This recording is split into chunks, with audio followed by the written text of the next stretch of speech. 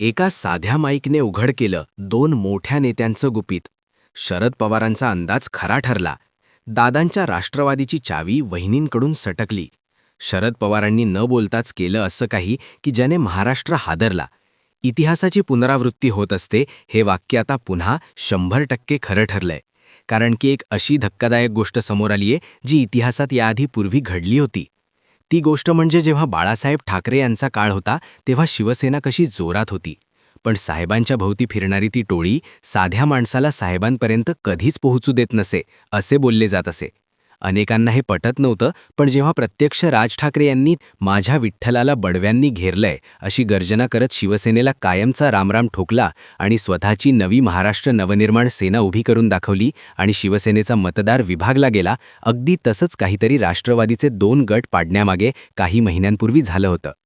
पण जेव्हा 28 जानेवारीला विमान अपघातात महाराष्ट्राचे लाडके नेते अजित पवार यांचा दुर्दैवी अंत झाला, त्यानंतरही राष्ट्रवादी कोणाची हा प्रश्न निर्माण झाला होता. पण अचानक सुनेत्रा वहिनींनी राष्ट्रवादीची सूत्र हातात घेताच काही लोकांना समाधान वाटलं. पण पडद्यामागे जी गोष्ट सुरू होती त्याने राष्ट्रवादीची चावी त्यांच्या हातून सटकली असं बोलण्यात आलं. कारण की एका माईकमध्ये असं काय रेकॉर्ड झालंय की ज्याने सगळं चित्र स्पष्ट झालंय. एक अशी गुप्त गोष्ट बाहेर आलीये जी ऐकून सगळ्यांचे धाबे दणाणले आहेत. आजचा हा व्हिडिओ फक्त एक बातमी नाही, तर महाराष्ट्राच्या राजकारणातल्या एका मोठ्या भूकंपाचा पुरावा आहे. नीट ऐका, कारण जे मी आज सांगणार आहे ते ऐकल्यानंतर तुमच्या पायाखालची जमीन सरकल्याशिवाय राहणार नाही. म्हणतात ना, इतिहास स्वतःला पुन्हा एकदा उजाळा देतो. हे वाक्य आज 100% खरं ठरलंय. आज एक अशी धक्कादायक बाब समोर आलीये जी वाचली किंवा ऐकली की काळजात धस भरते. मग अचानक असं काय झालं त्या माईकमध्ये? काय असं उघडकीस आलं की ज्यामुळे राष्ट्रवादीची चावी वहिनींकडून सटकली असं बोललं जाऊ लागलं? शरद पवारांनी न बोलताच असं काय केलं की ज्यामुळे महाराष्ट्राच्या राजकारणात भूकंप झाला? चला जाणून घेऊया या संपूर्ण घटनेचा सविस्तर रिपोर्ट. राजकारणात भूकंप होतच असतात, पण खरं तर याची सुरुवात झाली 28 जानेवारीनंतर. दादांच्या अपघाती निधनानंतर. एका भीषण अपघातात राज्याचे लाडके नेते, कामाचा धडका लावणारे व्यक्तिमत्व अजितदादा पवार अचानक निघून गेले. पूर्ण महाराष्ट्र रडला. अजितदादा नावाचं ते वादळ कायमचं शांत झालं आणि राष्ट्रवादीत एक मोठी पोकळी निर्माण झाली. दादांच्या जाण्यानंतर आता पक्षाचं काय होणार, कार्यकर्त्यांचं काय होणार हा प्रश्न उभा राहिला. त्यानंतर सुनेत्रा वहिनींच्या हाती राष्ट्रवादीची सगळी सूत्रं आली. नुकताच त्यांची राष्ट्रीय अध्यक्ष म्हणून निवड करण्यासाठी मुंबईत राष्ट्रवादी काँग्रेस पक्षाचं एक मोठं अधिवेशन पार पडलं. जंगी सोहळा झाला, कार्यकर्त्यांची गर्दी झाली. पण मित्रांनो, याच सोहळ्याच्या वेळी पडद्यामागे कशी गुप्त गोष्ट घडली जी एका चालू माईकने पकडली आणि तिथूनच खऱ्या संघर्षाला सुरुवात झाली. अजितदादा गेल्यानंतर त्यांचा पूर्ण पक्ष प्रफुल्ल पटेल आणि सुनील तटकरे हे दोघे ताब्यात घेतील अशी भीती शरद पवार आणि रोहित पवार यांना आधीपासूनच होती.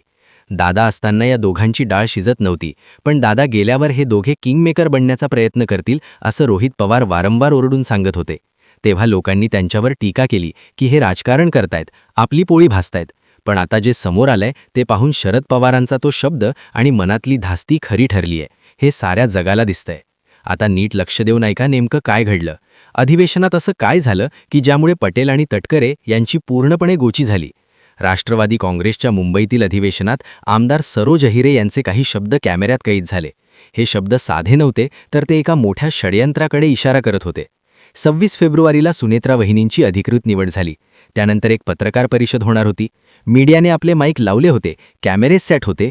पत्रकार परिषद अजून सुरू व्हायची होती. तिथेच आमदार सरोज अहिरे एका नेत्याशी कुजबुजत होत्या. त्यांना वाटलं माईक बंद आहे, पण तो ऑन होता. त्या म्हणाल्या, या लोकांनी आधी आम्हाला दादांजवळ फिरू दिलं नाही, आता किमान वहिनींजवळ करी जाऊ द्या. बापरे, हे शब्द ऐकले आणि सोशल मीडियावर एकच आग लागली. याचा अर्थ काय? ज्या लोकांनी अजितदादांना घेरून ठेवलं होतं, ज्यांनी आमदारांना दादांपर्यंत पोहोचू दिलं नाही, तेच लोक आता सुनेत्रा वहिनींना सुद्धा हायजॅक करतायत का? शरद पवार गटाचे नेते विकास लवांडे यांनी तर या नेत्यांना थेट चांडाळ चौकडी असं नाव दिलंय. जर आमदारांची ही अवस्था असेल तर बिचाऱ्या सामान्य कार्यकर्त्याचे काय होत असेल हा विचार करूनच अंगावर काटा येतो. रोहित पवार या घटनेवर गप्प बसणारे नव्हतेच. त्यांनी थेट प्रफुल्ल पटेल आणि सुनील तटकरे यांच्यावर निशाणा साधला. रोहित पवार म्हणाले, आता काकींनी सुद्धा खूप जपून राहायला पाहिजे. एक पुतण्या म्हणून मी त्यांना कळकळीची विनंती करतोय की या लोकांपासून सावध रहा. अजितदादांच्या राष्ट्रवादीतली ही अस्वस्थता आता लपून राहिलेली नाही. आज सरोज अहिरे बोलल्या म्हणून ते जगाला दिसलं, पण ऑफ रेकॉर्ड इतर आमदारांच्या मनात काय चाललंय त्यांनाही असंच वाटतंय का? दादांना जाऊन बरेच दिवस झालेत, पण या एका महिन्यात पक्षात जे काही घडलंय ते भयानक आहे. सत्तेसाठी माणसं किती खाली घसरू शकतात याचं हे जिवंत उदाहरण आहे. आता आपण त्या पत्रकार परिषदेच्या दृश्याकडे वळूया. तिथे जे काही घडलं ते पाहून वाटतं की सुनेत्रा वहिनींना फक्त एक चेहरा म्हणून वापरलं जातंय का? पत्रकार परिषद अधिकृतपणे सुरू होण्यापूर्वी तिथे उपस्थित असलेले नेते सुनेत्रा वहिनींना काही सूचना देत होते.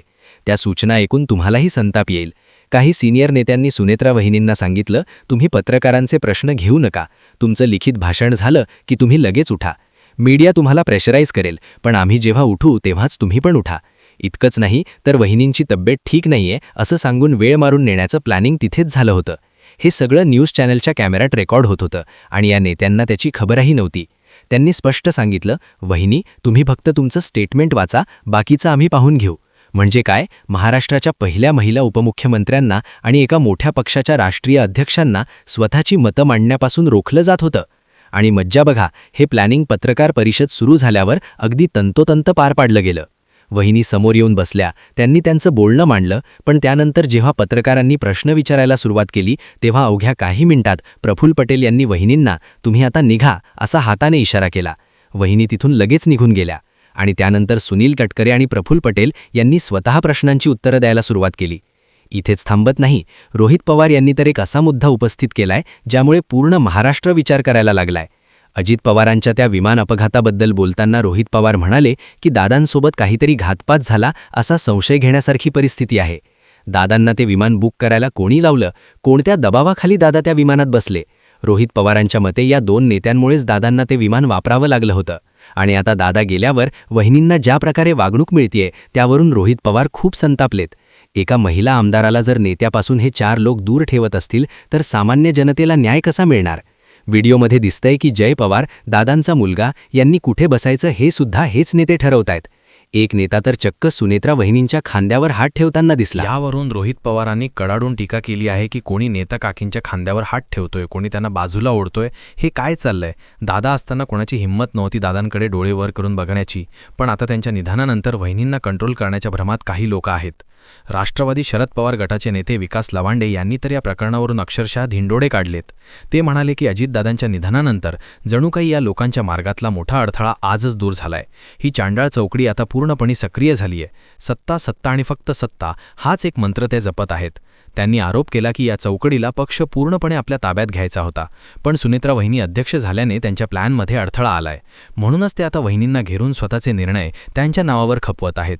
धनंजय मुंडेंना सुद्धा या वादात ओढलं गेलंय. लवांडे म्हणतात की दादांनी मुंडेंना मंत्रिपदावरून काढलं होतं, तरीही ते आता आम्ही दादांच्या किती जवळ होतो हे दाखवायचा प्रयत्न करत आहेत. तटकऱ्यांना तिजोरी साफ करायची आहे आणि पटेलांना नाल बनायचं आहे, असा थेट हल्लाबोल त्यांनी केलाय. अर्थात या सगळ्या वादावर अजित पवार गटाकडून सुद्धा उत्तर आलंय.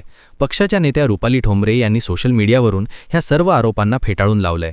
त्यांच्या मते जे व्हिडिओ व्हायरल होत आहेत ते पूर्णपणे चुकीचे आणि दिशाभूल करणारे आहेत. रुपाली ठोंबरे म्हणाल्या की धनंजय मुंडे आणि सुनेत्रा वहिनींचं नातं आई मुलासारखं आहे. एका मुलाच्या हक्काने त्यांनी तो हात वहिनींच्या खांद्यावर दिला होता, त्यात काहीही गैर नाही. प्रफुल्ल पटेल हे वहिनींचे थोरले दिल आणि भावासारखे आहेत. त्यांनी दादांसोबत 30 वर्ष काम केलंय, त्यामुळे ते कुटुंबासारखेच आहेत. ठोंबरे यांनी असा इशाराही दिलाय की सुनेत्रा वहिनी आता राज्याच्या उपमुख्यमंत्री आहेत, राष्ट्रीय अध्यक्ष आहेत. त्यांच्याबद्दल विनापवांगी असे चुकीचे व्हिडिओ पसरवल्यास कायदेशीर कार्यवाही केली जाईल. शिष्टाचार आणि प्रोटोकॉल नक्कीच पाळले जातील, असं आश्वासन त्यांनी दिलंय. पण तरीही लोकांच्या मनातील शंका दूर झालेली नाही. मित्रांनो, राजकारण हे क्रूर असतं असं म्हणतात, पण अजितदादांच्या जाण्यानंतर जे काही पाहायला मिळतंय ते खरंच वेदनादायक आहे.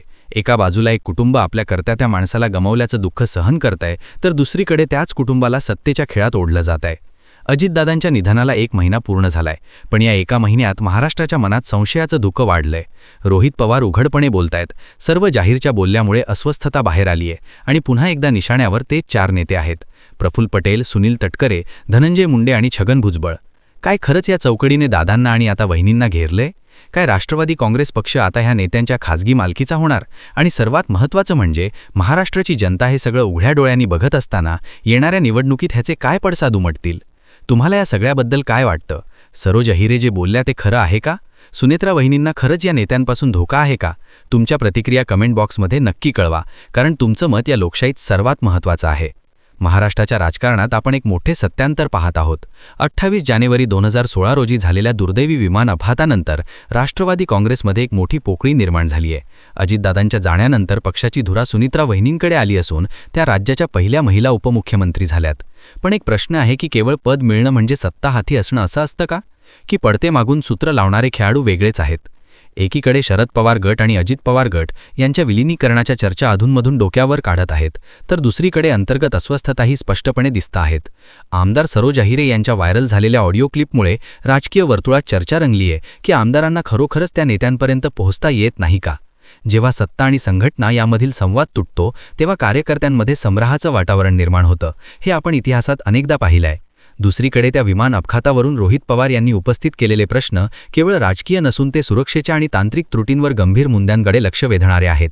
DGCAचा रिपोर्ट आणि विमानाच्या इंधन टाक्यांबद्दल केलेले आरोप यामुळे हा विषय केवळ अपघातापुरता मर्यादित न राहता त्याला कथनांचे वळण मिळत आहे. अशा परिस्थितीत सत्ताधारी पक्षाला जनतेच्या मनात संशय दूर करण्याचं मोठं आव्हान आहे. महाराष्ट्राची जनता अशा भावनिक आणि राजकीय पेच प्रसंगात नेहमीच प्रगत पदनिर्णय घेत असते. बारामतीची आगामी पोटनिवडणूक आणि त्यानंतर राज्यातील निवडणुकांमध्ये या सर्वच घडामोडी पत्साद उमटतील. सहानुभूतीची लाट एका बाजूला आणि पक्षांतर्गत चाललेली खेचाखेची दुसऱ्या बाजूला, अशा कचरीत सध्या राष्ट्रवादीचा सामान्य कार्यकर्ता अडकलाय. तुम्हाला काय वाटतं? महाराष्ट्राच्या या राजकीय भूकंपात सामान्य माणसाचे प्रश्न बाजूला सारले जात आहेत का, की केवळ सत्तेची लढाई? तुमच्या प्रतिक्रिया कमेंटमध्ये नक्की कळवा. चॅनलला सबस्क्राईब करा आणि हा व्हिडिओ शेअर करायला विसरू नका. हा व्हिडिओ जास्तीत जास्त लोकांपर्यंत शेअर करा, जेणेकरून महाराष्ट्राच्या राजकारणातलं हे सत्य सर्वांना समजेल. अशाच माहितीपूर्ण आणि सविस्तर बातम्यांसाठी आपल्या चॅनलला सबस्क्राईब करायला विसरू नका. पुन्हा भेटूया अशाच एका मोठ्या नवीन व्हिडिओसह. तोपर्यंत काळजी घ्या, पाहत रहा आमचं चॅनल. धन्यवाद. जय महाराष्ट्र.